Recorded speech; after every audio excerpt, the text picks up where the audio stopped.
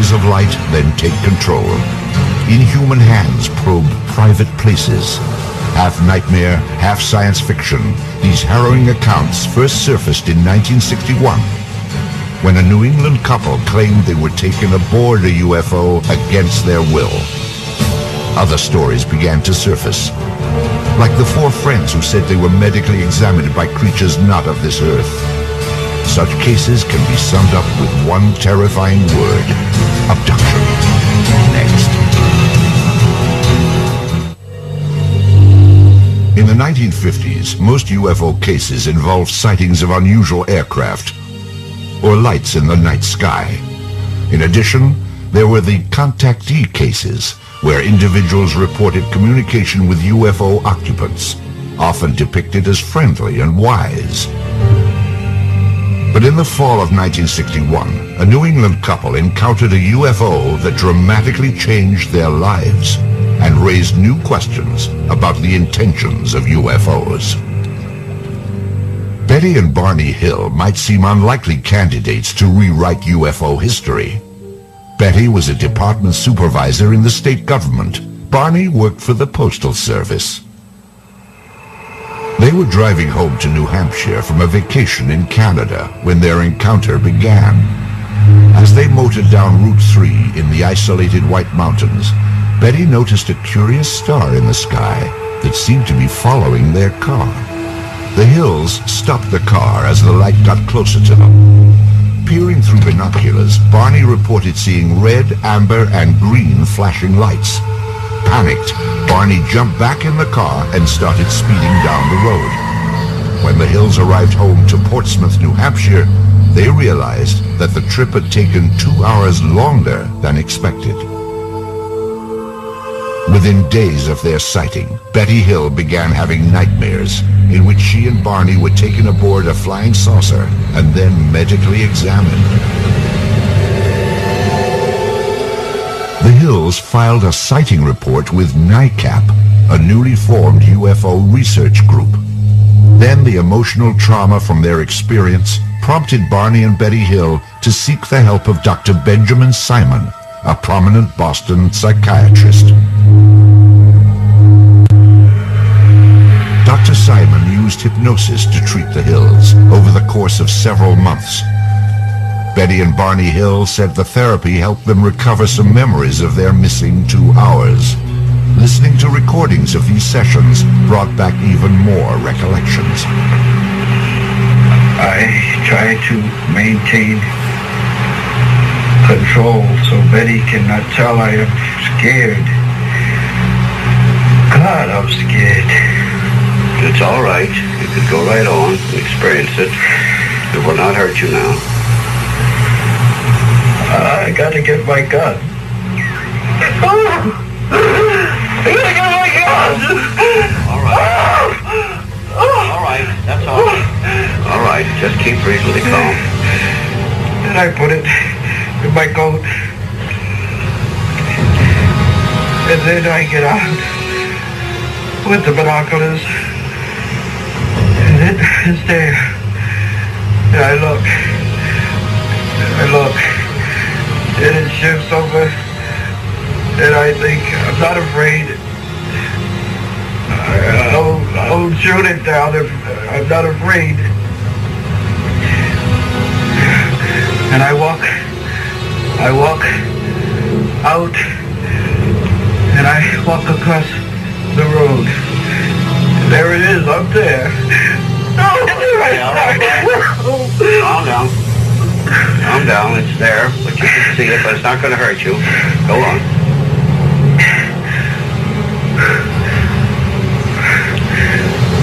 Why doesn't it go away? Look at it. It doesn't matter. Barney Hill would later make sketches to illustrate his story. It's very big, and it's not that far. And I can see it tilted toward me. Tilted? And what does it look like now when you say tilted? Did you see wings? Looks like a big pancake with windows and rows of windows and Rows of windows like a commercial plane? rows of windows. They're not like a commercial plane because they curve around to the size of this pancake. And I look up and down the road. Can't somebody come tell me this is not there? During her hypnotic regression, Betty Hill described the deeply disturbing events that she said took place inside the landed spacecraft.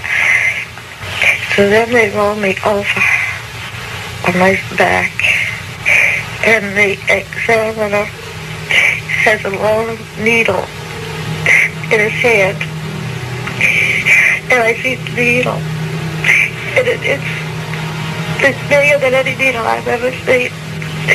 And I asked him what he's going to do with it. And he said, just a simple test of ultrasound. And I asked him what. And he said he just wants to put it in my navel. And it's just a simple test. And I tell him, no, it won't hurt. Don't do it. Don't do it. And he said, no, it won't hurt. And he takes a needle into my navel. And I'm crying, and I tell him it's hurting, it's hurting, it's hurting, take it out. And then the leader, he goes over and he puts his hand, runs his hand in front of my eyes, and he says, I'll be all right, I won't feel it. And all the pain goes away. 5 years later, the bizarre experience of Betty and Barney Hill became legendary as a cover story in Look magazine and a book entitled The Interrupted Journey. It was the first reported alien abduction in the United States. The Hill psychiatrist, Dr. Simon, remained skeptical of their account. However, once the case was made public, other witnesses came forward with similar stories. Authors like Dr. David M. Jacobs call them abductions. Well, the core abduction scenario involves basically a person who is taken out of his or her normal environment, usually against their will, and taken on board an object, a UFO if you will, and the clothes are removed, they're placed on a table, they're given a mental, physical, and kind of reproductive series of examinations, procedures, and then they're released, brought back, and they forget about what happened to them almost immediately. Although they might know that something strange has happened, they don't necessarily connect it to the abduction phenomenon. Beginning with the Hills, most abductees have made sketches to illustrate their experience.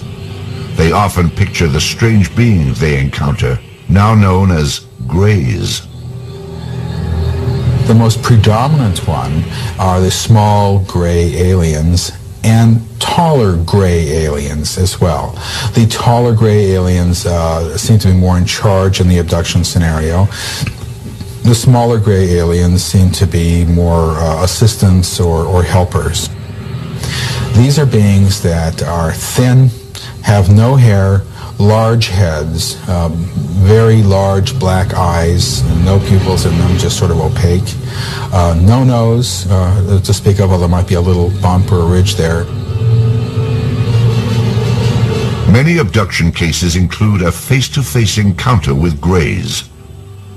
Among the most credible was the incident reported by 4 college friends after a harrowing trip in the summer of 1976.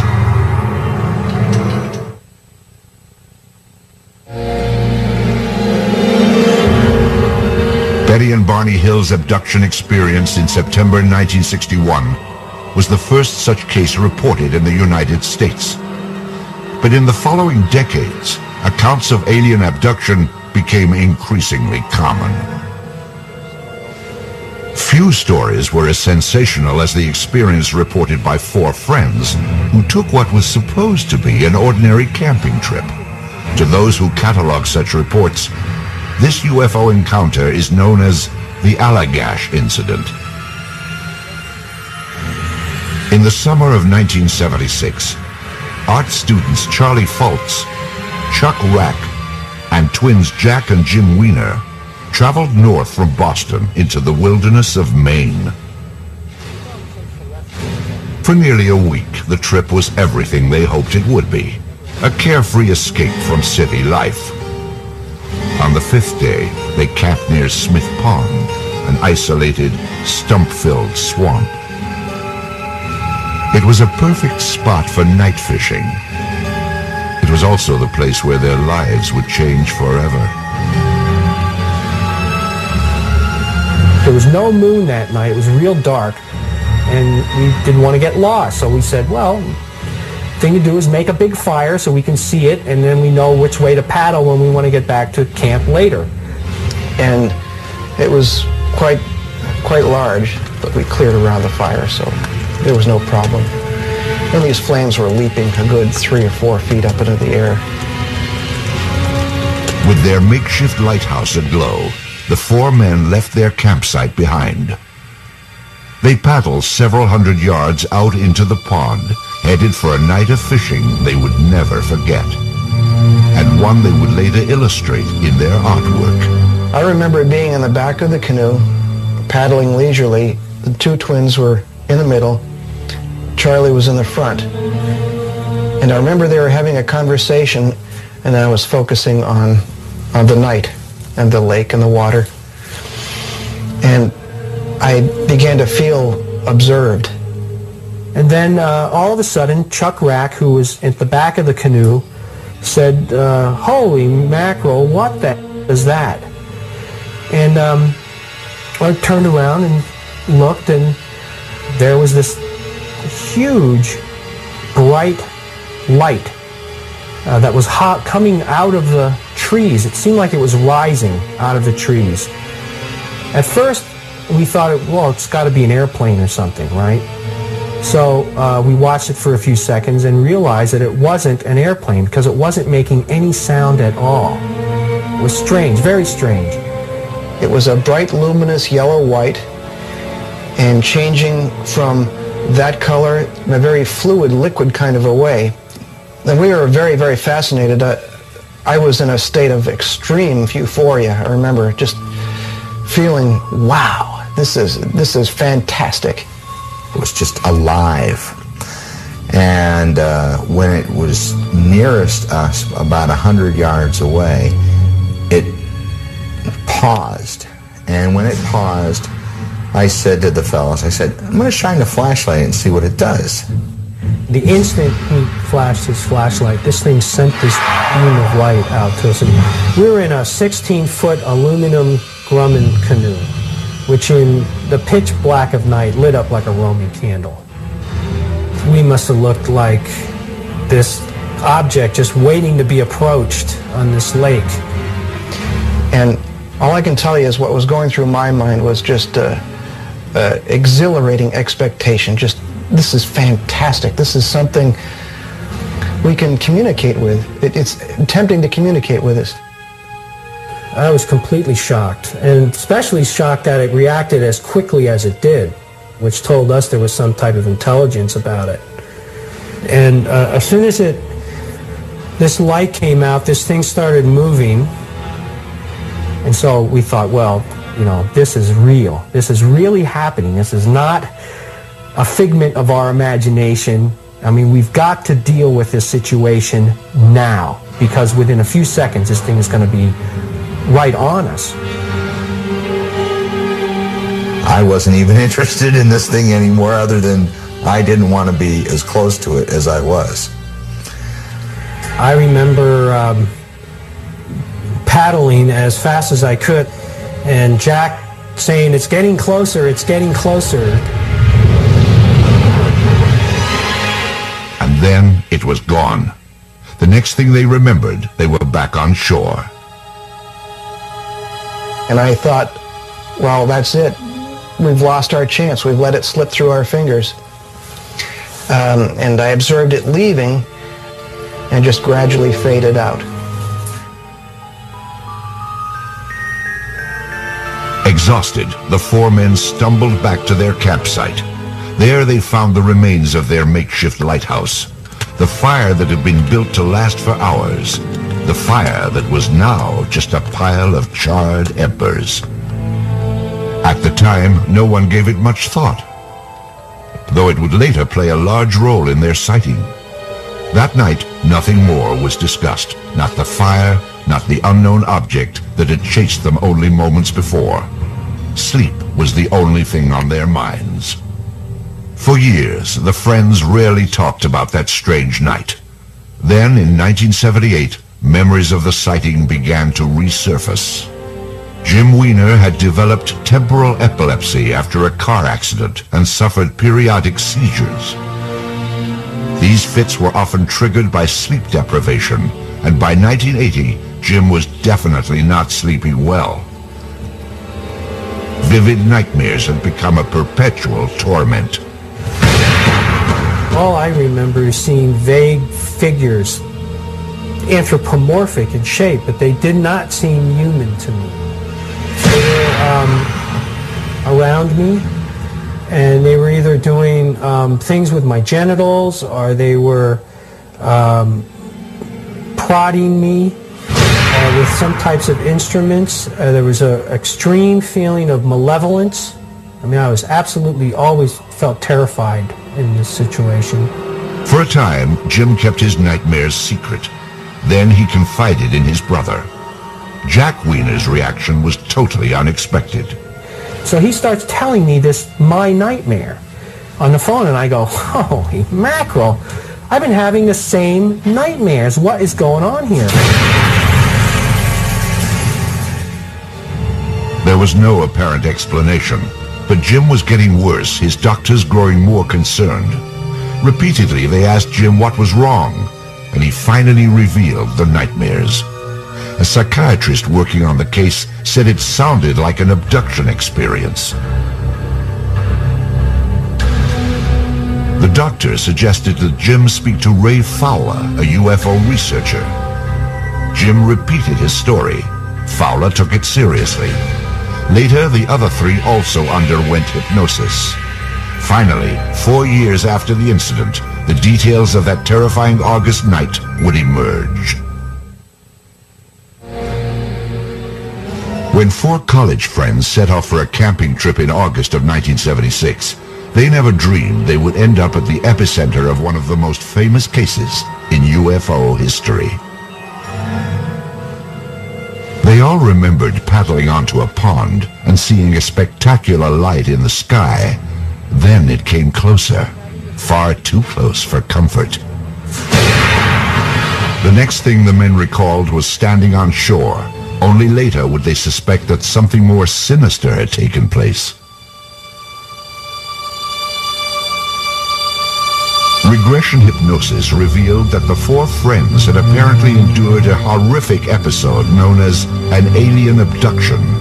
It began with the menacing approach of a UFO. One of the things I remembered very clearly was Jack saying that it's gaining on us. And I remember suddenly being enveloped in this tube of light. And I remember looking up, and I was thinking about, what the heck is that up there? You know, like, what's up there? And that took a few seconds, and then I looked back again, and Chuck Rack's gone. The last thing I remembered was having both hands on the side of the canoe, looking out at the water to see if Chuck was in the water, and then not seeing him, thinking, oh my God, you know, what happened to Chuck? And then looking up, and then the next thing I remembered was this just intense feeling of almost like I was coming apart or something. That's the only way I can describe it. Then the next thing I remembered was being on my back in this hazy environment, which was just like this nightmare that I'd been having. All four friends seemed to recall a similar traumatic experience. I'm lying on my back, and I'm disoriented. I'm not sure where I am. As I'm forcing and struggling to get up, a face appears and looks straight down at me. It reminded me of insects. I remember thinking, my God, these things look like bugs. They had like large eyes, almost like ants have. They could have been goggles for all I know, but and they had some kind of clothing on, like spandex. I became focused on this thing's hand and realizing that it was not a hand like ours at all. And this one had me by the wrist and he was holding my arm up and he had something else in his hand. But I didn't like the looks of it. And I remember thinking, oh boy, here we go. This is it. I got 5 seconds to live. They're going to cut me open. They're going to dissect me, whatever. I just want to get out of here. Get me out of here. It would take hours under hypnosis before the 4 men fully detailed the alien examinations. Later, they recalled the peculiar events that brought them back down to Earth. They moved us again into this other space, this room. Then this area in front of me started changing somehow. It was doing something. It was some type of machine or something. It was very strange. And the last thing I remembered thinking was, here we go. I don't know what's going to happen next, but something is happening. Under regressive hypnosis, I remember the aliens trying to put me in the canoe. There was one of them standing in the canoe over me, trying to adjust my position in the back of the canoe, and another one was sort of waist deep in the water right next to me. And then they tried to position Jim Wiener in front of me, but he's heavier, and they were having a hard time with him. And then the other 2 were beamed right on land, and then Jim got out to join them. As their recollections took shape, the 4 men learned why their roaring campfire had seemed to burn out so quickly. To those who investigate abduction cases, it's known as missing time. Perhaps as much as 3 hours had passed during the abduction, from the time the men first saw the UFO until the time they found themselves standing on the beach. Meanwhile, their fire had burned down to embers. Hypnosis had restored their recollections of the missing time with unsparing intensity. But now there was no hiding from the memories, no hiding from the trauma of what had apparently happened at Smith Pond.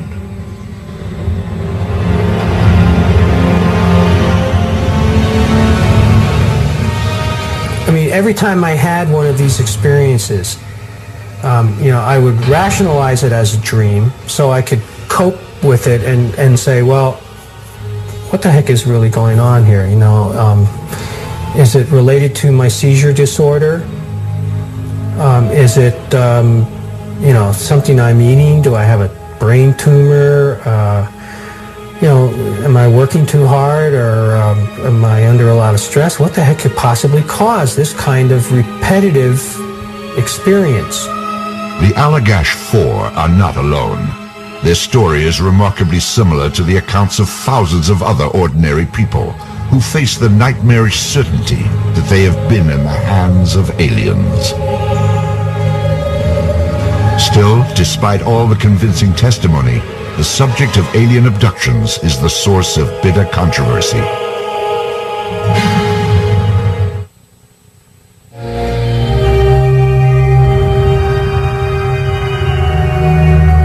As sensational as the Allagash incident may seem, it is simply one of the thousands of abduction cases that have been reported.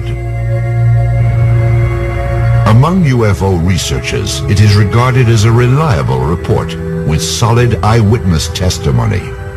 Indeed, for those who have examined the case closely, it confirms that at least some people have come face to face with alien creatures.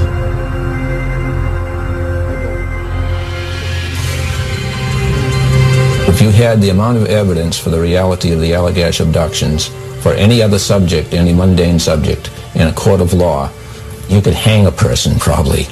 But because of the bizarre nature of the case, that's not going to happen.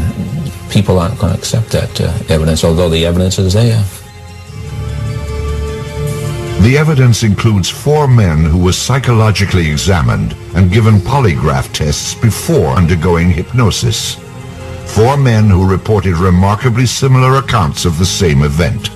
4 men who have spent the past several years trying to come to grips with the fact that they were part of something out of their realm of understanding. I've heard it all, everything. Oh, they must have been on LSD, and people have said, I don't believe a word you say, you're nuts, you're crazy, you belong in a straitjacket. And I say, well, it's part of my life, I can't deny it. And one of the things that's really weird is that you find yourself getting used to the idea that you've been abducted, and that's weird in itself. I mean, how do you get used to something like that? It has been over 20 years since the alleged encounter. The Allagash incident has been added to the body of reports that argue the abduction phenomenon is real. But this case is not without its own controversy. While 3 of the men are confident the event took place, the 4th is now not so sure. I'm not denying this happened. I'm just skeptical about the abduction part of the story. To that extent, it wasn't like a visceral reality experience. It wasn't like a true memory. And that's what I had trouble with for years and years and years. Certainly, I shared the experience with the rest of the guys, and they might take that as remembering a real experience, but it's not. The encounter is real. I know that. But regressive hypnosis several years later, I don't know. The fact that Chuck Rack backed off his abduction story, to me it doesn't have too much significance. Maybe he has since thought about this thing and doesn't want to think it actually happened to him, but nonetheless, his recollections of what occurred back then are consistent with what the others have remembered, either consciously or through hypnosis.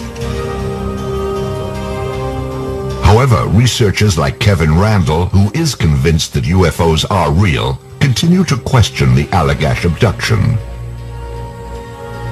They clearly had a UFO sighting. Clearly that event took place. But we've now blurred the boundary between reality and fantasy.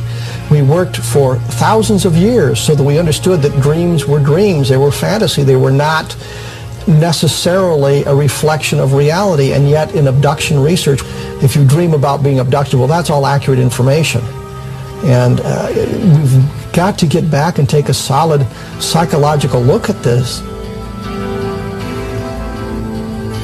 Yet, not all abductions can be written off as dreams. In fact, neither Betty and Barney Hill nor the Allagash Four were even asleep when their abduction was said to have taken place.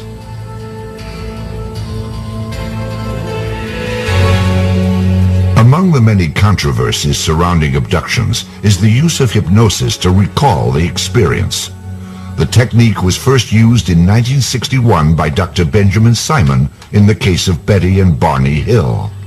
Advocates of hypnosis claim it can help to unlock suppressed memories and provide investigators with details of unearthly and often frightening events. I use hypnosis to help people relax, and in a relaxed trance state, they seem to have access to these memories which have been, as it were, systematically blocked by the UFO occupants. New York City artist and best-selling author Bud Hopkins is one of the leading pioneers in UFO abduction research.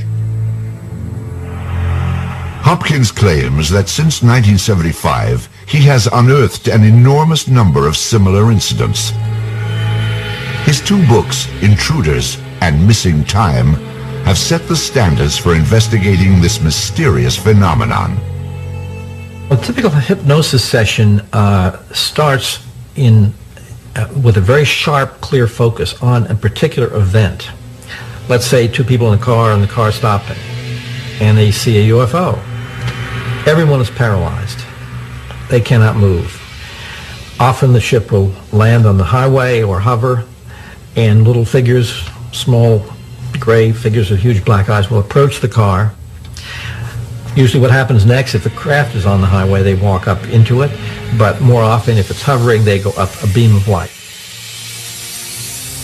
Perhaps surprisingly, many of Hopkins' alien abduction reports come not from isolated backwoods locales, but from high-rise buildings and automobiles in New York City. His subjects report smooth, gray beings, missing time, human experiments, and paralysis. It all sounds like science fiction gone wild, yet hundreds of seemingly ordinary people report these experiences. I'm 46 years old. I have 2 grown kids. My daughter's 23, my son is 20.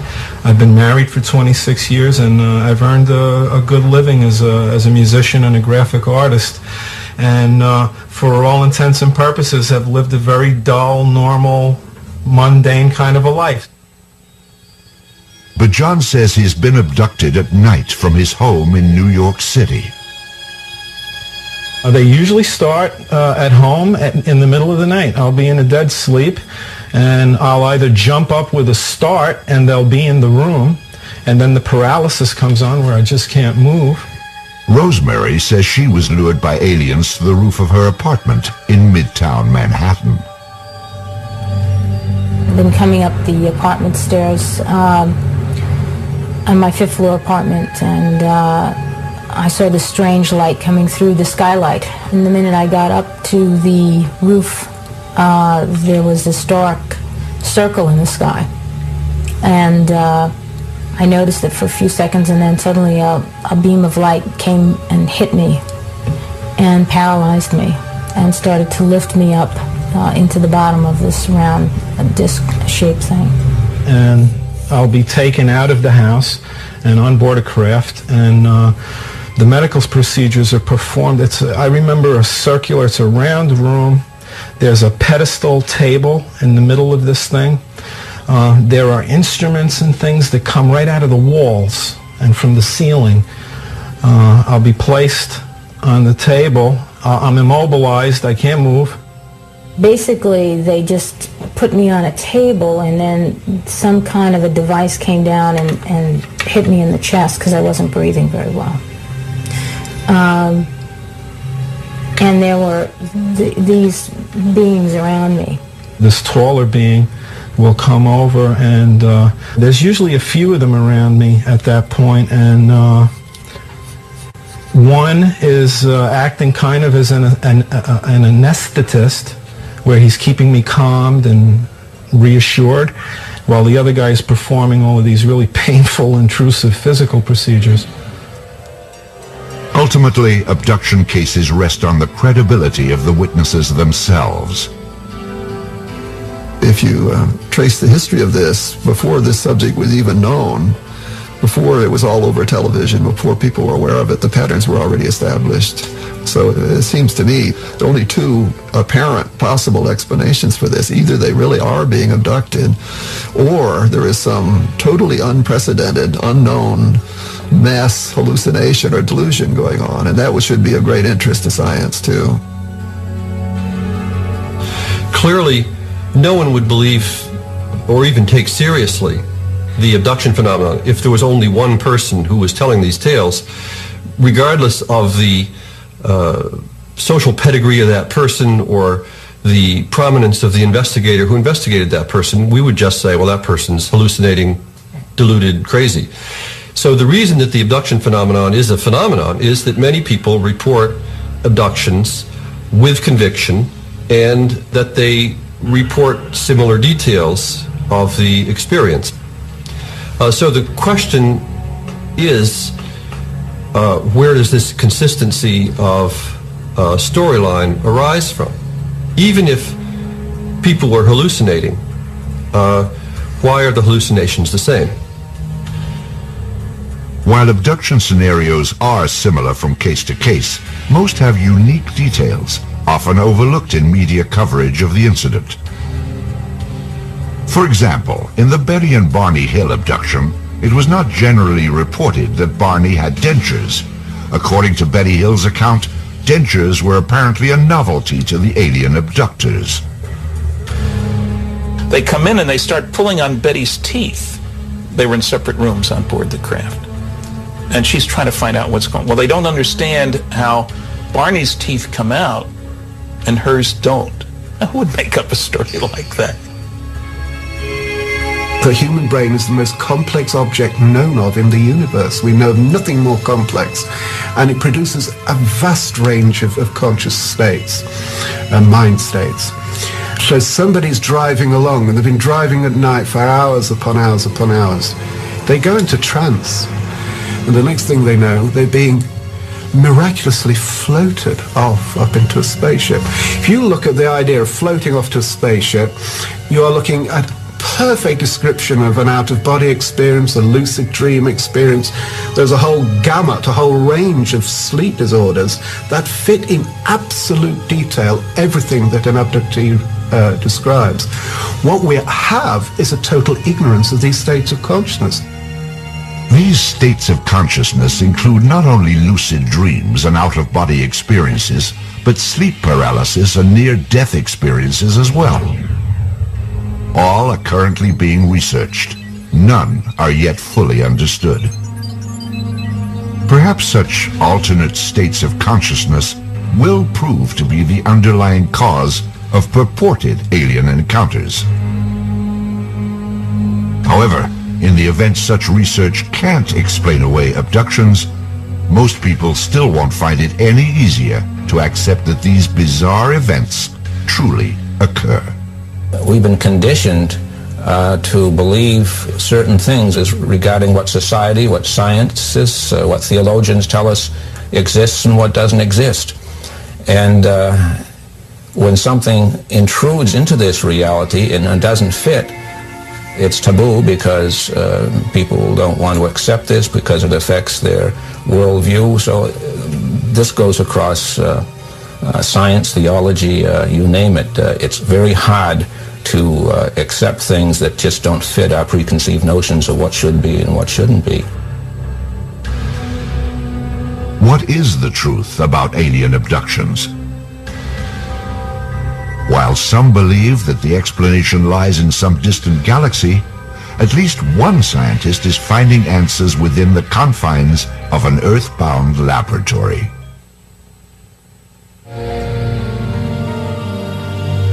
Alien abductions have been reported now for well over 30 years. Many are described in chilling detail by extremely credible eyewitnesses. Yet one fundamental question persists. Are these truly real experiences, or are they somehow imagined? At Laurentian University in Ontario, Canada, neuroscientist Michael Persinger is testing a new theory. Persinger believes that false memories of abductions may actually be created by electrical disturbances within the brain itself. This is a human brain that's been fixed. As you see, there are two halves, the left hemisphere, the right hemisphere, and the temporal lobes are along the sides here that wrap around under. And these areas are very electrically unstable and very sensitive. And indeed, this is the area of the brain that involve, well, the gateway to memory. Dreams, intense fantasies that are so real you swear they are true, as well as the part of the brain that's involved with meaningfulness. Meaningfulness of a cosmic and sometimes even religious level, deep within the temporal lobe. Persinger suggests that if the temporal lobe is electrically stimulated, it will conjure up mental images resembling alien abductions. To test his theory, Dr. Persinger designed a special laboratory where volunteers can be subjected to controlled electrical brain stimulation. Okay. Undergraduate student Mike Ziegel was chosen for this experiment after a screening ruled out signs of epilepsy or seizure disorder. He has reported no UFO-related experiences. What we do is we use a motorcycle helmet, put it over the head. On both sides of the motorcycle helmet there are solenoids embedded in it. A solenoid is a device that allows you to deliver weak magnetic fields. The magnetic fields are then passed through the brain, very weak fields. Less than that, a hair blow dryer. but the computers which run the patterns are programmed to simulate or imitate the firing pattern of the deep structures of the temporal lobe.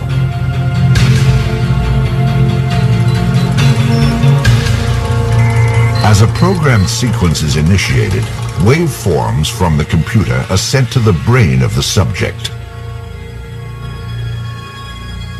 If we stimulate the temporal lobe towards the caudal or back part, it'd be visual experiences. Towards the front, smell experiences. But the fundamental experience is that of movement, feeling out of your body, feeling displaced, feeling the sense of a presence as if someone else is in the room with you, feeling intrusive thoughts as if thoughts are coming from outside you, ego alien thoughts. This pattern, Persinger believes, will produce an experience with many of the components of an alien abduction.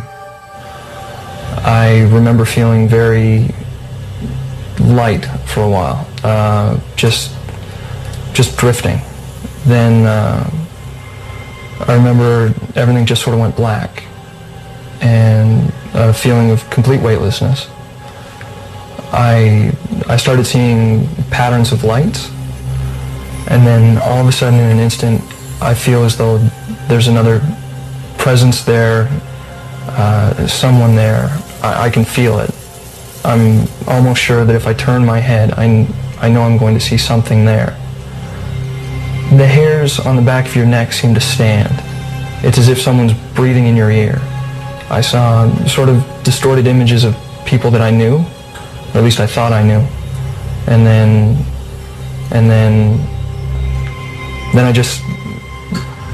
I felt this tremendous sort of rush of fear, tremendous anxiety. I wanted to get out. If I could have ripped off the electrodes and gotten out of the room, I would have. My legs felt like they weighed 2 tons. I couldn't have moved them if I wanted to.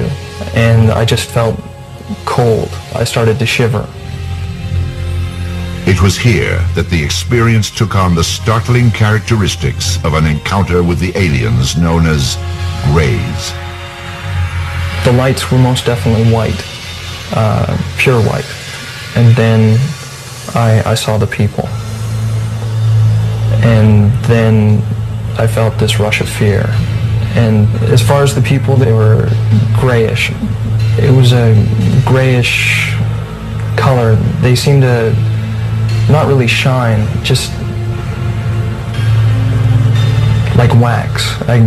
That's pretty much the only way I could describe it, like wax. Grayish, elongated wax people. Persinger's tests raise an obvious question. What natural force could duplicate the electrical stimulation so carefully orchestrated in the lab? It has long been known that movements of the Earth's crust can produce bursts of light in the atmosphere. According to Dr. Persinger, these luminous displays release electromagnetic charges that can trigger abduction-like thoughts, just as in his tests. Did Betty and Barney Hill witness such a luminous display? Are abductees like the Allagash 4 victims of a similar flash of energy?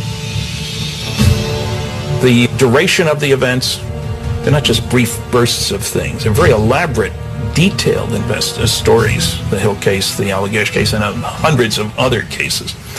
They often involve other people.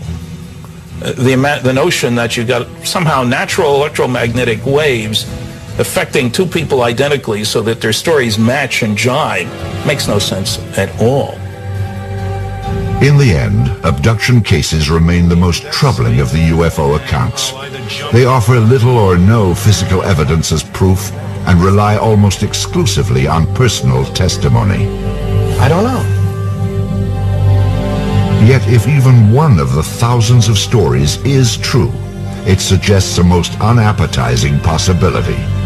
That humanity is at the mercy of superior beings that can do with us as they please.